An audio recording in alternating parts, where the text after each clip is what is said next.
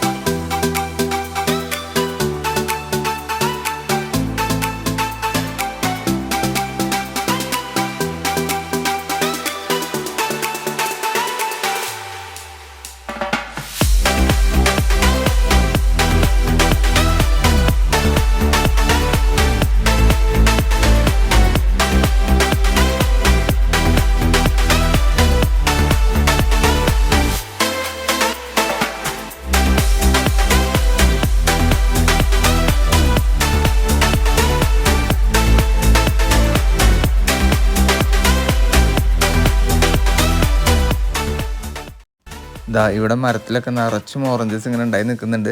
മാത്രമല്ല നിലത്തും കുറേ കിടക്കുന്നുണ്ട്. അത് ആളുകൾ പിക്ക് ചെയ്ത് നിലത്ത് കളഞ്ഞാണോന്നറിയില്ല.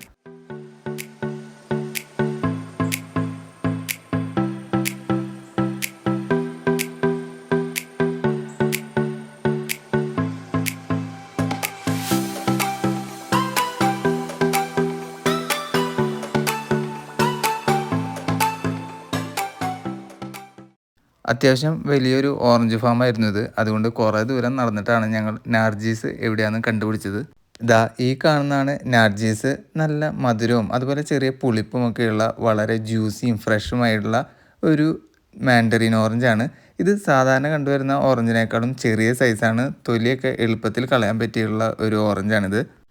Vitamin C ധാരാളമുള്ളൊരു ഫ്രൂട്ടാണിത്. ഇവിടെ കുട്ടികളുടെ ലഞ്ച് ബോക്സിലൊക്കെ സാധാരണ കൊടുത്തു വിടാറുള്ള ഒന്നാണിത്. ജ്യൂസ് ഉണ്ടാക്കാനും അതുപോലെ നേരിട്ട് കഴിക്കാനും പറ്റിയ വളരെ നല്ലൊരു ഫ്രൂട്ടാണിത്.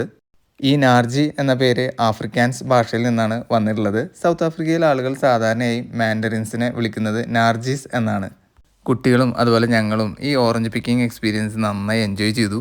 ഫ്രഷ് എയറും അതുപോലെ ബ്യൂട്ടിഫുൾ ഗാർഡനും പിന്നെ അൺലിമിറ്റഡ് ഓറഞ്ച് പിക്കിങ്ങും ഒക്കെ ഒരു അടിപൊളി പിക്നിക് വൈബ് എന്ന് തന്നെ പറയാം ഇതിനെ.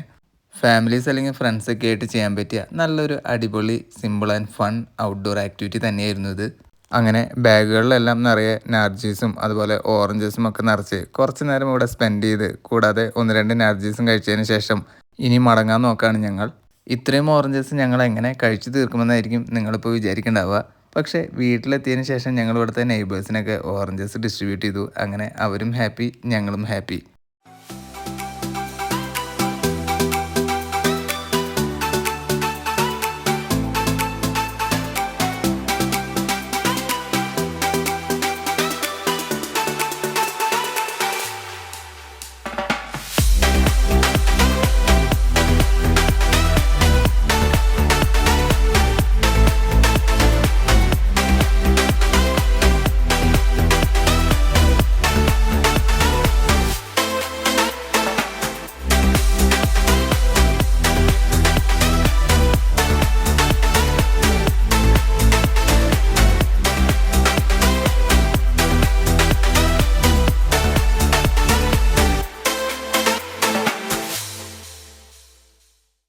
അത്യാവശ്യം നല്ല വലിപ്പമുള്ള ഒരു ഓറഞ്ച് ഫാം തന്നെയായിരുന്നു ഇത്. ഈ വീഡിയോ ഇഷ്ടപ്പെട്ടാൽ എല്ലാവരും ലൈക്ക് ചെയ്യുക, അതുപോലെ സബ്സ്ക്രൈബ് ചെയ്യുക.